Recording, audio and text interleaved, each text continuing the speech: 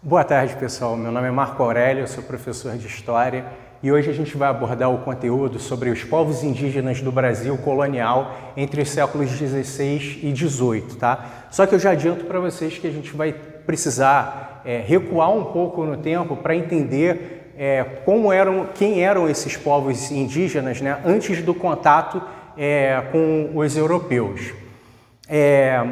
Também da gente começar, queria fazer uma rápida reflexão com vocês, que vai ajudar a gente a pensar melhor, a entender a relevância desse assunto atualmente e o que vai facilitar, vai possibilitar que a gente tenha um estudo mais inteligente, mais dirigido do assunto, né, a partir da reflexão e da compreensão sobre como esse conteúdo é abordado pela banca do Enem, que é o objetivo maior de todos aqui, né? Bom, a banca do Enem, ela costuma ser influenciada por dois tipos de debates diferentes, né? Existe o debate feito na sociedade, e aí esse debate vai ser bem qualificado, né? A partir de grupos de ativismo social, por exemplo, né? De indígenas que estão denunciando a sua situação, por exemplo. Mas esse debate social, ele também se dá na fila da padaria, por exemplo, em festas familiares, né, que são quando o senso comum sobre o assunto se manifesta. E esse senso comum é carregado de estereótipos e preconceitos. O que acontece? Frequentemente, as questões de vestibular do Enem acabam colocando como alternativa errada a reprodução de algum desses estereótipos ou preconceitos, né? Por exemplo, a ideia de que o indígena é preguiçoso e por isso que o português teve que escravizar africanos, ou a ideia de que os indígenas são burros e por isso que eles trocavam pau-brasil, que era valioso, por espelhinhos ou miçangas, né? E diversos outros tipos de preconceito que o debate acadêmico, né, uma abordagem científica desse assunto, nos ajuda a desmontar, né? E o debate acadêmico que a gente está falando, ele é realizado por pesquisadores, por historiadores em universidades, né, diversos pesquisadores de áreas diferentes, antropólogos também, por exemplo, né? Mas a tendência da história hoje em dia, que a gente chama de tendência historiográfica, é da gente pensar esse assunto por uma nova perspectiva, que é a história dos vencidos, né? Por muito tempo, a história ela privilegiou a narrativa dos vencedores, né? E como é que era a narrativa dos vencedores nessa situação? É que na consolidação do Estado Nacional Brasileiro, principalmente lá no século XIX, né, o indígena ele era visto como algo do tipo um incapaz ou uma barreira, um obstáculo para a civilização, né? Essas ideias ainda eram muito influenciadas pelo racismo pseudocientífico do século XIX, início do século XX, né?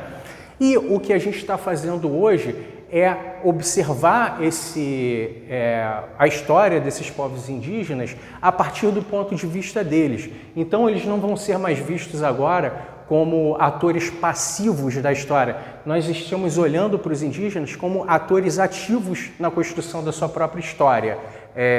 E por isso o Enem vai privilegiar coisas como, por exemplo, a resistência indígena, a luta contra a escravidão e coisas desse tipo. Bom, quais são os antecedentes, então? Esses povos que viviam onde hoje a gente chama de Brasil, e na língua de muitos deles eles chamavam de Pindorama, né, que é algo do tipo Terra das Palmeiras, essa população era formada por mais ou menos 5 milhões de habitantes.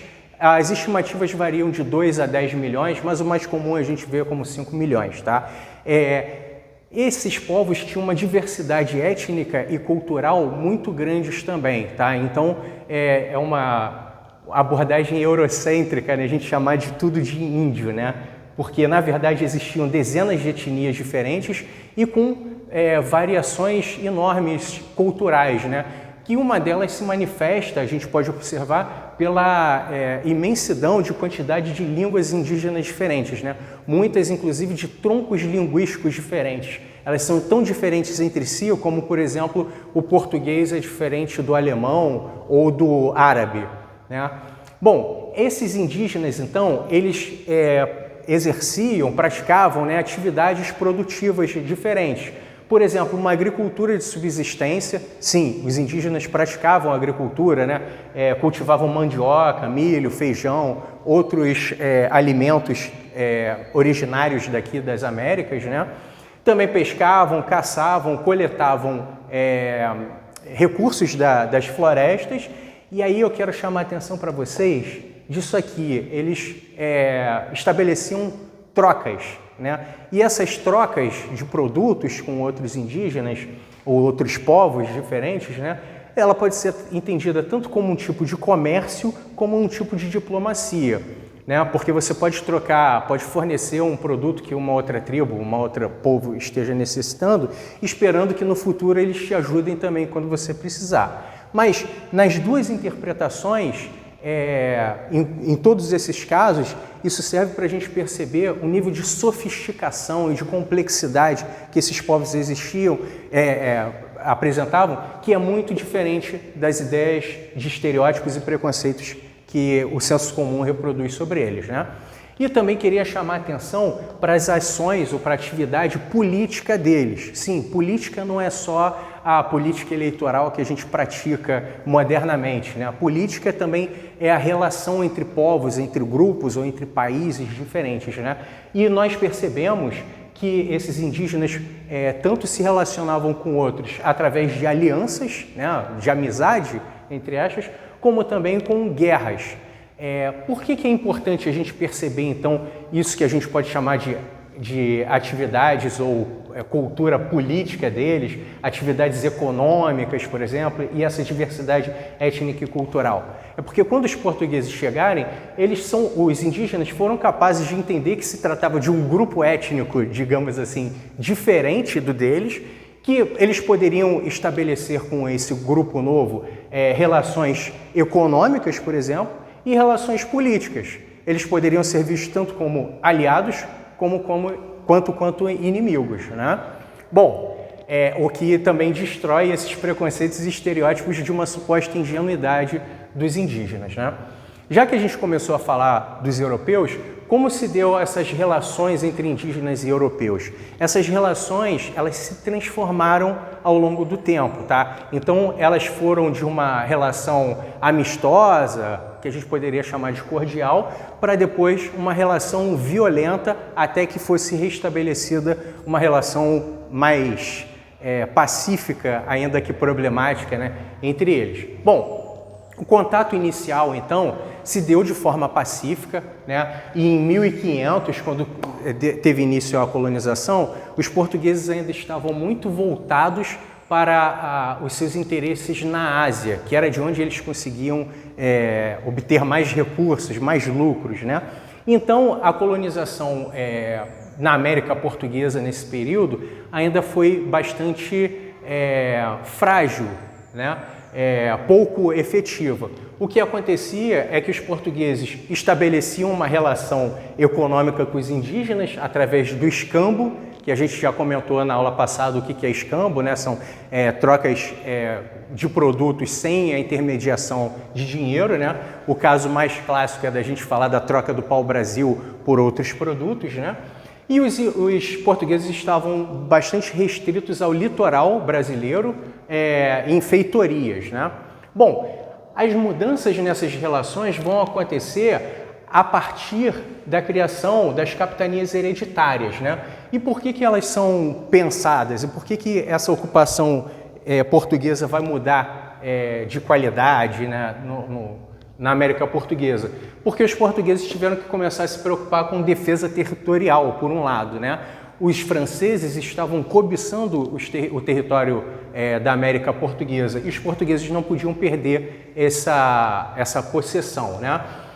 Além disso, os espanhóis estavam sendo bem-sucedidos em explorar ouro e prata na América Espanhola, né? Ouro principalmente na América Central e prata principalmente na região dos Andes. Então, os portugueses tinham pretensões de encontrar ouro aqui também. E, evidentemente, eles queriam tornar esse empreendimento lucrativo, né? Porque se você conseguir criar uma atividade lucrativa, você vai ter mais capacidade de defender o território e de continuar procurando metais preciosos, né? Bom, começou então um problema para os portugueses, né? Porque eles, o primeiro projeto econômico que eles começaram a desenvolver com sucesso aqui foi o cultivo de cana-de-açúcar para a produção do açúcar, né? Só que para você exercer essa atividade econômica, você precisa de grande quantidade de mão de obra. Portugal tinha uma população pequena e uma parte considerável dela já estava envolvida no comércio com o Oriente, né? No contexto da expansão marítima, que era a região de mais lucratividade para os portugueses. Então, a saída que os portugueses encontraram foi a escravização dos indígenas. Começa aí, então, o que a gente pode chamar de dois projetos distintos, diferentes para os indígenas, né? Por um lado, os colonos que estavam aqui envolvidos com as capitanias hereditárias, né? Então, tanto os capitães donatários quanto os sesmeiros, né, que recebiam lotes de terra também, e a gente vai trabalhar esse conteúdo melhor na aula que vem, eles tinham interesse em escravizar os indígenas. E surge aqui a figura dos bandeirantes, né, que vão ser os desbravadores, né, que vão caçar indígenas para escravizar. Por outro lado, a gente tem que pensar no contexto europeu também, e nesse período estavam ocorrendo as reformas religiosas, né? A Igreja Católica estava perdendo prestígio, estava perdendo poder e, em última instância, estava perdendo número de fiéis católicos na Europa. E uma parte importante da Igreja começou a considerar que os indígenas seriam uma peça importante para você conseguir retomar o número de cristãos e aumentar o número de católicos, né? Cristão católico especificamente. Então, os jesuítas, uma ordem católica, começou a ter um espírito missionário de evangelizar esses indígenas. Então, ao contrário dos colonos, eles não tinham pretensão de escravização dos indígenas. Eles queriam tornar esses indígenas católicos, cristãos católicos. E o projeto deles passava, então, pela criação de aldeamentos. Os indígenas seriam retirados das suas aldeias e iam habitar esses aldeamentos, né, que, apesar da boa intenção de não escravizar os indígenas, nesses aldeamentos os indígenas iam perder a sua religião, perdiam as suas práticas culturais, perdiam até a sua identidade, né? E com isso também trouxe problemas e insatisfação para os indígenas, né? Um parênteses que a gente pode fazer sobre esses projetos é o conceito, né, o que é chamado de guerras justas. Os indígenas que não aceitassem a cristianização estariam então sujeitos ao que se chamava de guerras justas. Eles então estariam sujeitos a serem atacados, por exemplo, por bandeirantes, e seria justo, seria legal escravizar esses indígenas, né, para serem usados nesse projeto, nesse empreendimento lucrativo colonial, né? Bom, os indígenas, ao contrário do que se podia pensar antigamente, ou do que se podia ressaltar antigamente, eles não ficaram passivos nisso. Houve diversos processos de resistências indígenas, né? Então eles resistiam, por exemplo, fugindo tanto do cativeiro de onde eram escravizados quanto dos aldeamentos, né? Eles podiam resistir através da realização de acordos de paz, por exemplo, quando estavam em guerra com os europeus, eles estabeleciam algum tipo de troca, e é uma relação política complexa que eles estavam exercendo nesse momento, né? E eles também podiam fazer revoltas. A título de exemplo, né, foram dezenas de revoltas indígenas que aconteceram nesse período longo que a gente está falando. Mas a gente pode pensar na Guerra dos Tamoios, né, de 1554 a 1567. Nessa Guerra dos Tamoios, os Tamoios fizeram uma confederação, ou seja, diversas tribos diferentes se uniram sob a liderança de alguns indígenas. Eles fizeram uma aliança também com os franceses, de quem conseguiram inclusive obter armas de fogo, e lutaram contra os portugueses, que por sua vez também tinham feito aliança com alguns outros indígenas, que eram os tupiniquins, né? Vejam só como foi importante a gente pensar nos antecedentes. A gente já sabe que os indígenas tinham experiência em fazer alianças e guerras, né? Eles tinham o que hoje em dia se chama de agência, né? Tinham a capacidade de buscar ativamente a realização dos seus objetivos, né? E a Guerra dos Tamoios é bastante ilustrativa para a gente pensar em toda essa complexidade aqui dessas sociedades, né?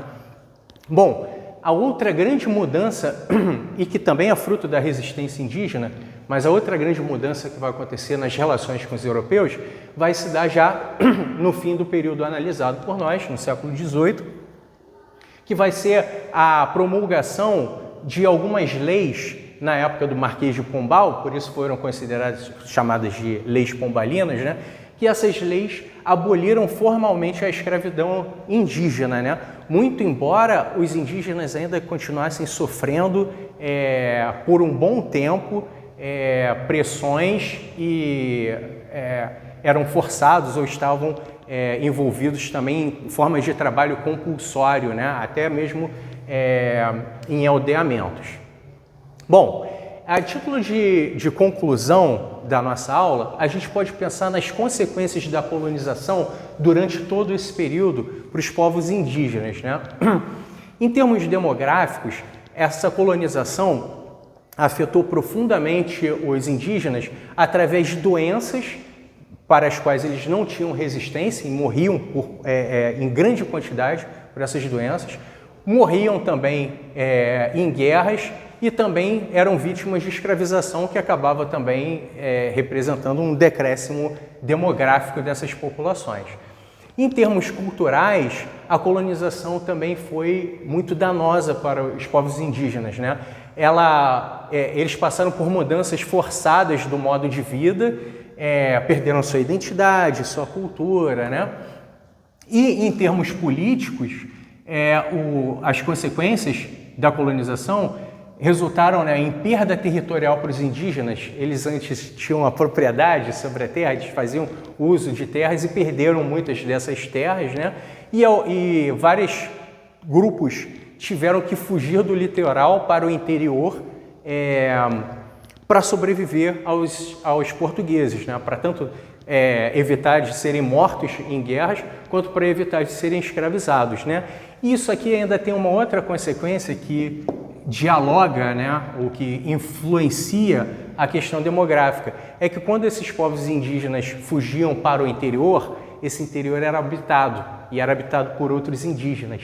Então, eles ficavam expostos à necessidade de ter que fazer alianças ou fazer guerras, e essas guerras acabavam também tendo impacto na perda de vidas desses indígenas.